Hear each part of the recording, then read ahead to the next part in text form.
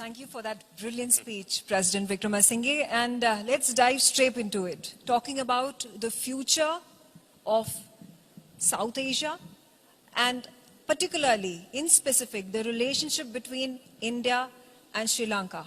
How do you envisage it in wake of the new government that has been formed recently? And of course, the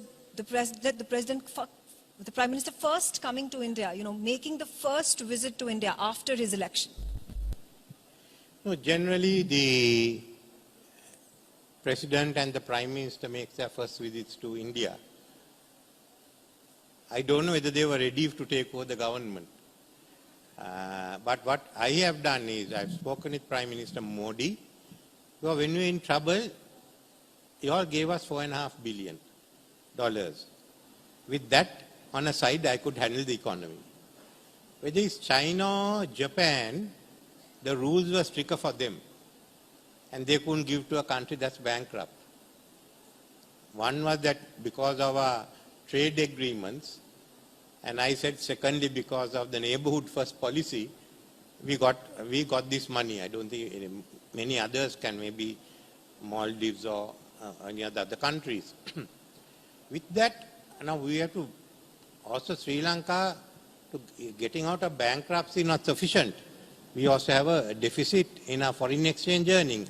How do we work together? So Prime Minister and Modi and I spoke, and we put all our agreements, our projects together.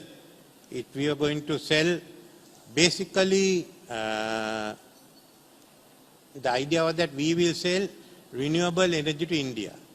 I was trying to give 25 gigawatts or even 50 if we could do it. So that our economy would have benefited, you would have benefited. Secondly was to make Trincomalee the regional logistic hub with the pipeline coming in from in Nagapattinam and us putting basically a refinery there and developing it. So we were thinking in terms of developing that cluster.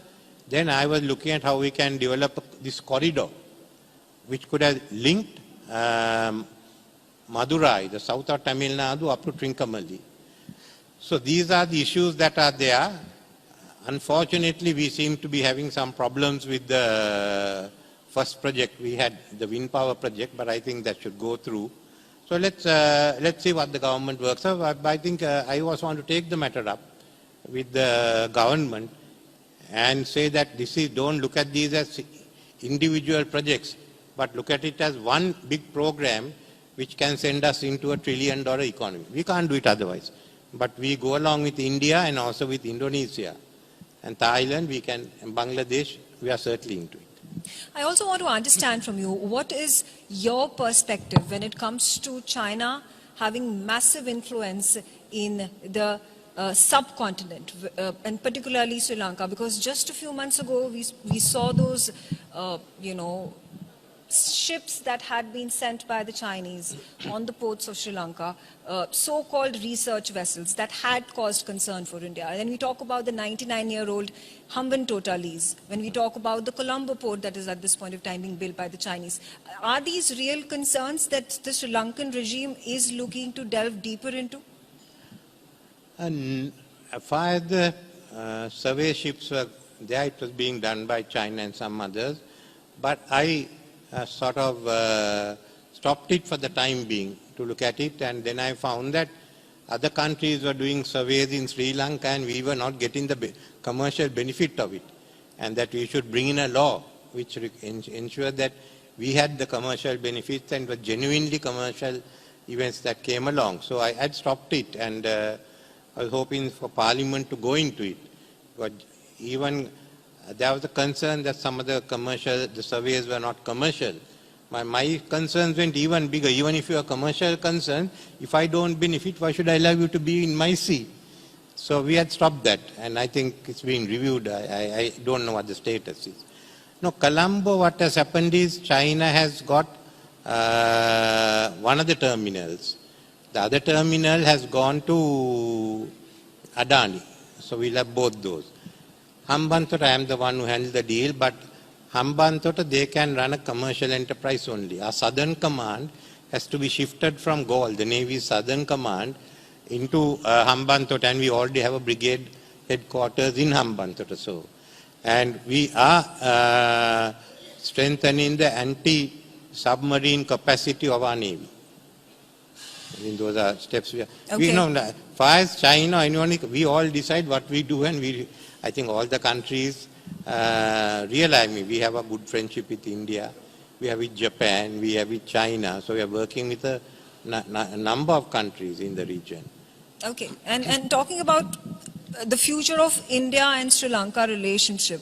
Of course, Sri Lanka has gone through a severe economic crisis, as you mentioned, high inflation, bankruptcy. We're talking about foreign reserves that are at the lowest ebb at this point of time. How must India and Sri Lanka trade, work together for the equal and mutual development of the countries? Well, it's going to take some time because the trade balance is more in your favor because we have to buy so much of food stuff. The other issues, as I said, we have a supplementary trade system going which is unofficial between Chennai and Colombo. So it's only as we develop and the supply chains come into the being, or we are selling energy to India, or we are logistics center that services India, that we can balance it out. At the moment, there aren't that much opportunity for Sri Lanka to gain money from India, except tourism, and that we must send it up to high-end tourism, larger numbers. But given a 10 to 15-year period, yes, I think we can do more. And as the whole region becomes a powerhouse, there are so many ways in which you can make money. There's also, a prickly point when it comes to the India-Sri Lanka diplomatic relations, and this has been a concern raised by the Indian government time and again about the issue of the Tamil minorities. Do you see any sort of a resolution coming in the coming years? It will come in. Basically, the Tamils we have two sets. The Tamils in North are really not from Tamil Nadu. I mean, they have more similarities with us. They became Tamil Hindus, we are Buddhist and Sinhalese. We have a second are the people who have come from India. We have given them citizenship. And the Nuwara district, which was a Sinhala majority electorate district, has now become a Tamil majority. And they are there. I have only one member in parliament, and he's Tamil from the hill country. The other ones, we have sorted some out. They're still the commission on truth and reconciliation.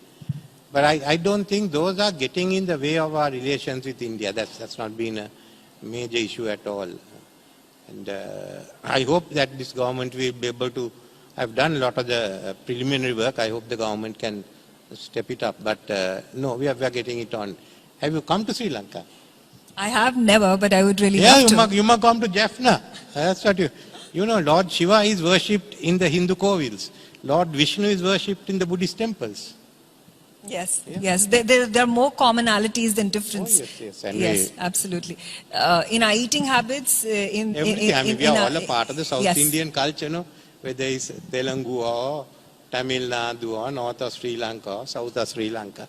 It's the same, and we run on the same solar calendar. When I go to the South, I have no difficulties at all.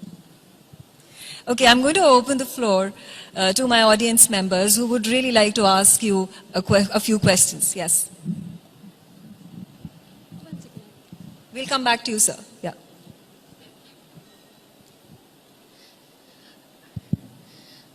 Thank you, President. That was an excellent speech also, and I enjoyed it. But just an impression about your, we heard about your business conversations with Prime Minister Modi, but you were there for his speech. You also had an interaction with him. So what were your takeaways from today? Today, his one was how India will grow, and that's a good speech. I think my speech only is a supplement to it. I said, we have an India that's growing, then why don't we look at a larger region? Why are we confining ourselves to South India, which the Americans decided during World War II? Our influences go all the way to Vietnam. So it can be larger South Asia. They will deal with China and Japan. But that means that we should give up our links to them and treat them separately. The cultural links are with us. So if you take Sri Lanka through Myanmar, Thailand, Laos, Cambodia, South Vietnam, I mean the links are big. You have it. You go anywhere, you bump into the Ramayana, and either Rama or Sita or Ravan is somewhere there, hiding behind one of the corners. And Vietnam was founded by a Brahmin who married, I don't know if you know the story of pirate princess. Why are we keeping them out? Yeah. Excellency, this is Nangsha Mitra. I'm a journalist and a foreign affairs scholar. I have a capsule question, it's a pair-up question. The first one, do you gain a lot the more India and China fights? Pardon? Do you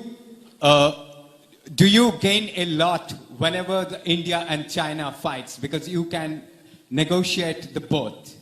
And number two, your former foreign minister Ali Sabri recently in exports mentioned about why this is the era of multipolarity given the development of yesternight in Washington DC.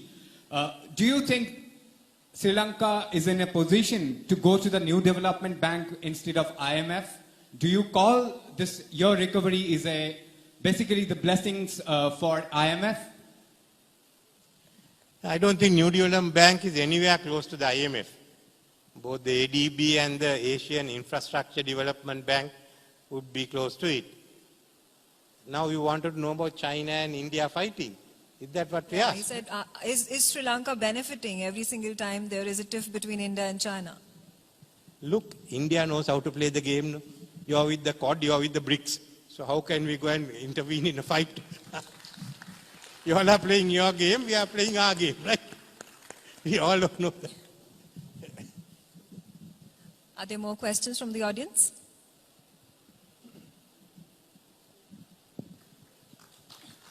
There's one more. Thank you, Mr. President, for this wonderful speech. Myself, Rahul Kumar. I want to ask a question regarding a bridge that is proposed to be built between India and Sri Lanka. So, what are the prospects that the bridge can be built, and what are the impediments?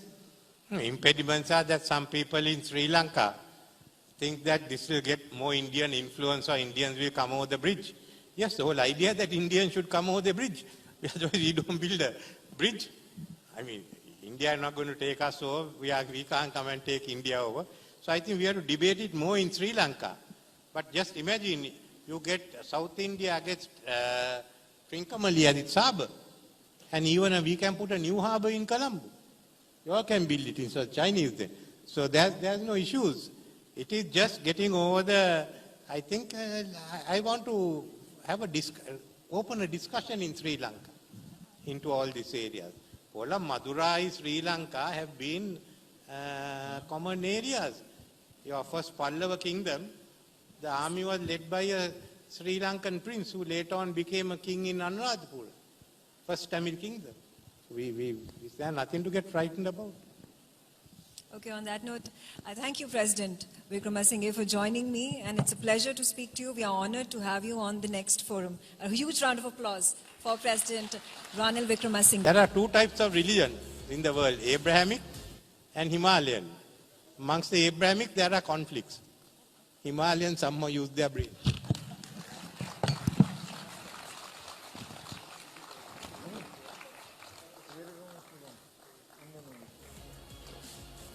What an absolute honor it's been, ladies and gentlemen, to have amongst us Mr. Ranil Wickramasinghe.